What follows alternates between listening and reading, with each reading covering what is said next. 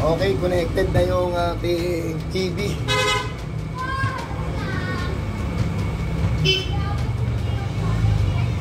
Naka-install na sa railings. Ang next natin gagawin dito, yung wiring connection ng PV. Okay, ang PV natin dito, yung PV module natin, naka-series yung 4. And then dito naka-series yung 6. At dito mag-a-add pa tayo. In-install natin ngayon is 10 pieces lang na PV na 600 watts N-type. Brand is JA Solar. Okay, install natin dito yung ating combiner box HT18. At install na natin itong ating combiner box. Yan, yung racket ng battery.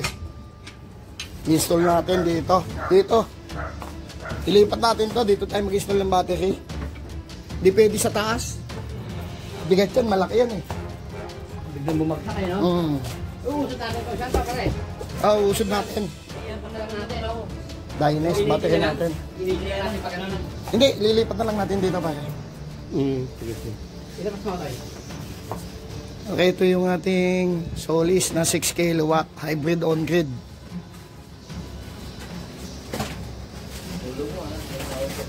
Sa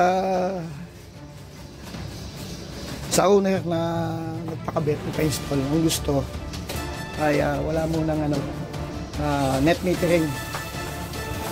Pag mag-install na tayo ng net metering, ang gagawin natin yung ating cable tray is aluminum.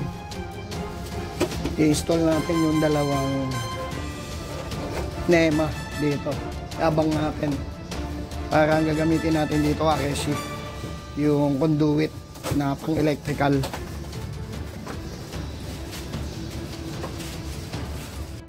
Wow, laki. 51.2 volts, 100 ampere hours. Di, babaw yan pare. Ay, babaw. Oo. Ito nakadikit pare. Ito nakadikit.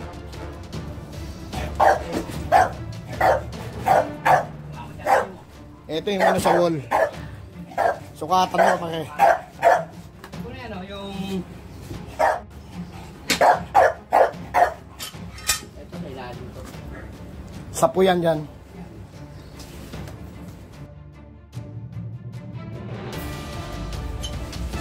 Ilipat natin yung wiring ng ACU. Install sila ng ACU. Ngayon yung wiring nandito. Papasok natin dito sa loob ng cable tray. Move natin dito sa loob ng NEMA.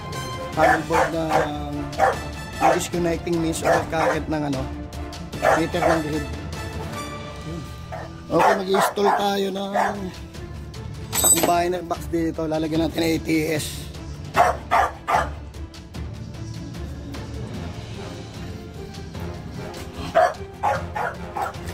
Pa-install natin dito yung ATS. Okay, connected na yung ating Dynes battery. Install natin yung DC circuit breaker ng battery. And then ito yung ATS connected na. Ang next na gagawin natin, install natin yung battery cable from inverter to battery.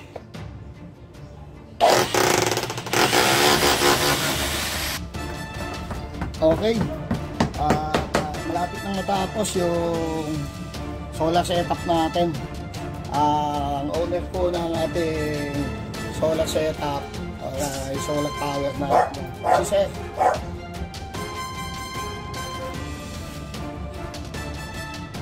Okay, yung negative cable ng battery natin connected dito sa right side. Ayan.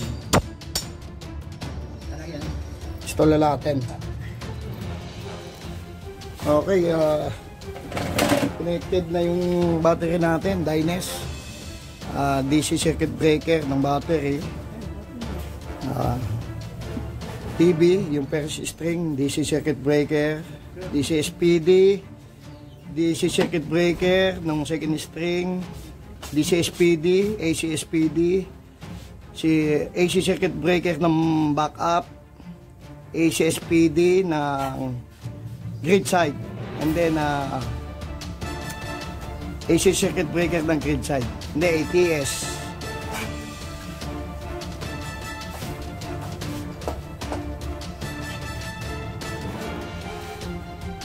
Ngayon, mag-upgrade yung owner, gagawin natin.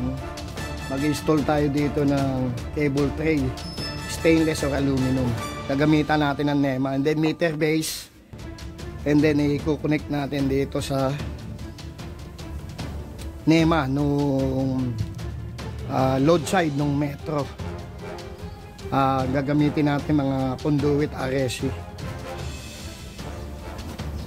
Okay, maraming salamat po. Kasama natin si Dr.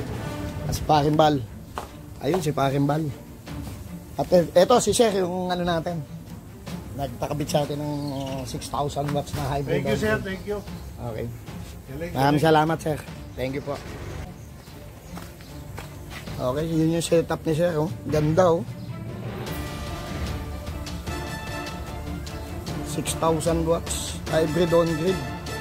With battery na Dynes 51.2 volts 100 ampere hour. Ang PV module 10 pieces na 600 watts bifacial and type